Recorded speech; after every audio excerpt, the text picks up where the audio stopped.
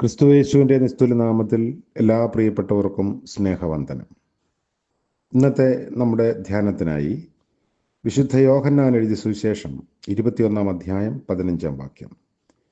യോഹന്നാൻ 21:15.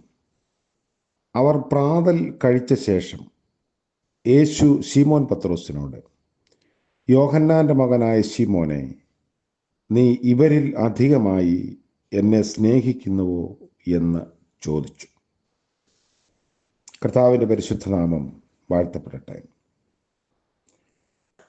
ആഴമായ ഒരു ചോദ്യമാണ് കർത്താവ് പത്രോസിനോട് ചോദിക്കുന്നത്. ഈ ചോദ്യം നിരന്തരം ഉയർത്തപ്പെടുന്ന സ്വർഗീയ ചോദ്യമാണ്. നമ്മുടെ നേരെയും ചാട്ടുളി പോലെ ചിലപ്പോഴൊക്കെ വരുന്ന ചോദ്യമാണ്. എല്ലാറ്റിനേക്കാളും ഉപരിയായി, എല്ലാവരേക്കാളും ഉപരിയായി നീ എന്നെ സ്നേഹിക്കുന്നുവോ? ഇതാണ് ചോദ്യം. പത്രോസിനോട് കർത്താവ് ഇത് ചോദിക്കുമ്പോൾ അല്പം പഴയ കാല പശ്ചാത്തലം അതുമായി ബന്ധപ്പെട്ട് നിൽക്കുന്നുണ്ട്. അറിയില്ല എന്ന് പറഞ്ഞതും, പഴയ തൊഴിലിലേക്ക് പോയതും,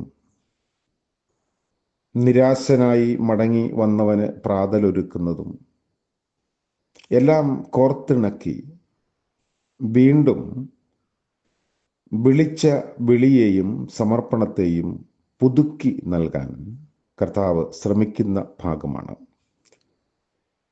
നീ എന്നെ സ്നേഹിക്കുന്നുവോ? സ്നേഹം ഏറ്റുപറയുന്ന ഒരാൾക്കാണ് ആടുകളെ മേയ്ക്കാനുള്ള കടമ കർത്താവ് നൽകുന്നത്. അല്ലെങ്കിൽ അങ്ങനെ സ്നേഹം ഏറ്റുപറയുന്നവർക്ക് മാത്രമേ അത് ചെയ്യാൻ സാധിക്കുകയുള്ളൂ. ഇത് ക്രിസ്തീയ ശുശ്രൂഷയുടെ അല്ലെങ്കിൽ ധർമ്മത്തിൻ്റെ ഒരു മർമ്മമാണ്. യേശുവിനോടുള്ള സ്നേഹം, അതാണ് ആടുകൾക്ക് നൽകുന്നതിൻ്റെ ശുശ്രൂഷ ബലമെന്ന് കർത്താവ് പത്രോസിനെ പഠിപ്പിക്കാൻ ശ്രമിക്കുന്നു.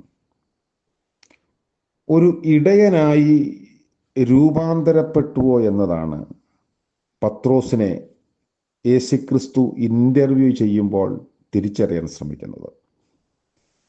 3 ആവർത്തി ചോദ്യം വീണ്ടും വീണ്ടും ഉയർത്തപ്പെടുന്നുണ്ട്.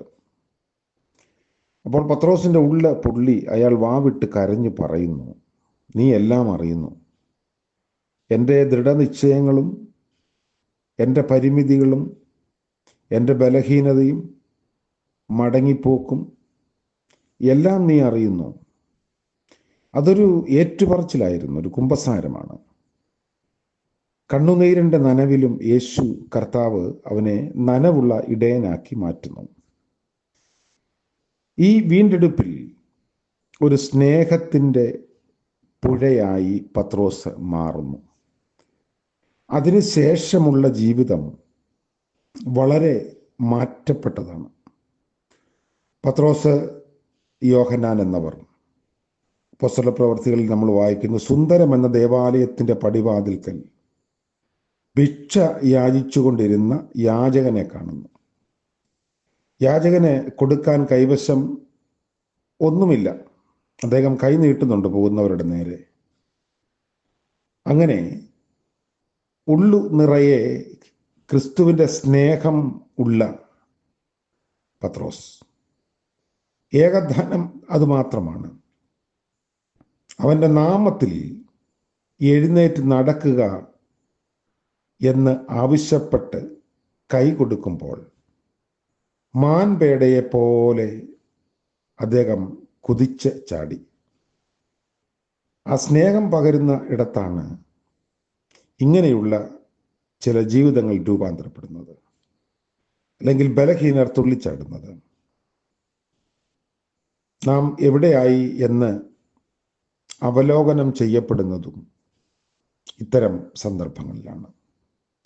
നമുക്ക് നൽകുന്ന സ്നേഹം തന്നെയാണ് നമുക്ക് കർത്താവിനോടും ഉണ്ടാകേണ്ടത്. അത് നമ്മുടെ ധാർമ്മികമായ കടമയാണ്. ആ കടമയിൽ നിന്നാണ് ക്രിസ്തീയ വിശ്വാസത്തിൻ്റെ മാതൃകകളായി ഈ ഭൂമിയിൽ ജീവിപ്പാൻ നമുക്ക് സാധിക്കുന്നത്. കർത്താവ് നമ്മളെ അനുഗ്രഹിക്കട്ടെ.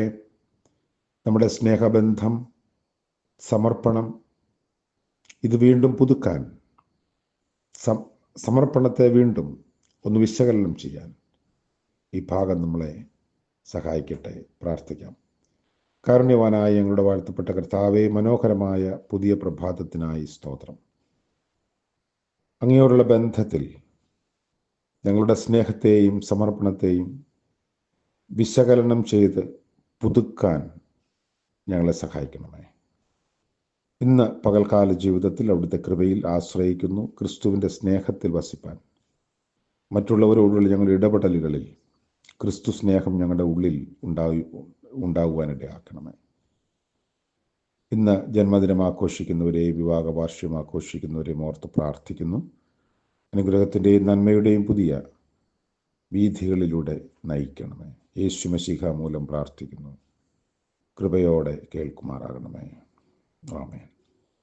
സകല ബുദ്ധിയെയും കവിയും ദൈവിക സമാധാനവും അനുഗ്രഹവും സ്നേഹവും നാം ഇവരോടും കൂടെ ഇപ്പോഴും എന്നേക്കും ഉണ്ടായിരിക്കുമാറാകട്ടെ. ആമേൻ.